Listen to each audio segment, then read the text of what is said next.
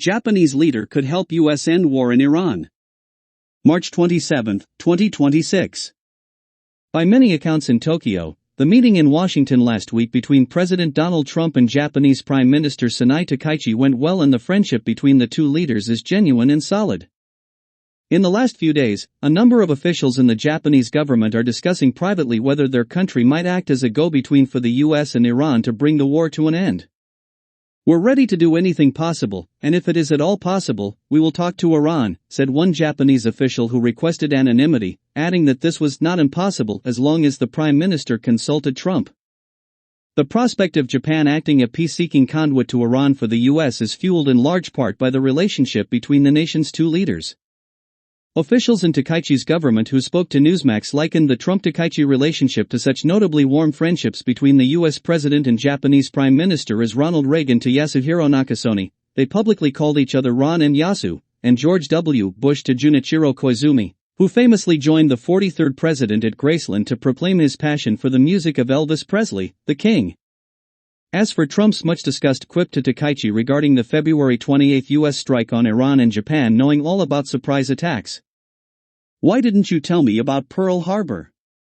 One source at the Japanese Foreign Ministry told us the Prime Minister took no offense to the remark. The source said Takaichi and her top associates believe that there is something real about Mr. Trump, and she has a very warm feeling about him, much like the one she has for the late Shinzo Abe, the former Japanese Prime Minister and her mentor. To those who ask what role Japan could play in ending the war in Iran, government sources noted that Tokyo maintains full diplomatic relations with Tehran. Washington does not, with both an embassy and ambassador. Takaichi could presumably contact Iranian President Masoud Pezeshkian or anyone in the regime.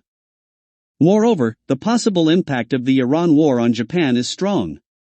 Japan gets 90% of its oil through the Strait of Hormuz, more than any other country in the world, and would be among the most adversely affected by a prolonged closure of Hormuz.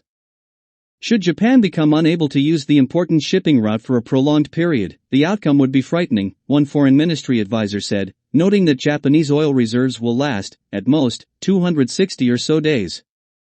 Iran began talks with Japanese Foreign Minister Toshimitsu Motegi on March 20 about possibly opening the strait, according to CNA News, Singapore. As for Japan playing peacemaker between the US and Iran, one official at the Foreign Ministry told us that it's all up to Iran. By Newsmax, story by John Giz, March 27, 2026.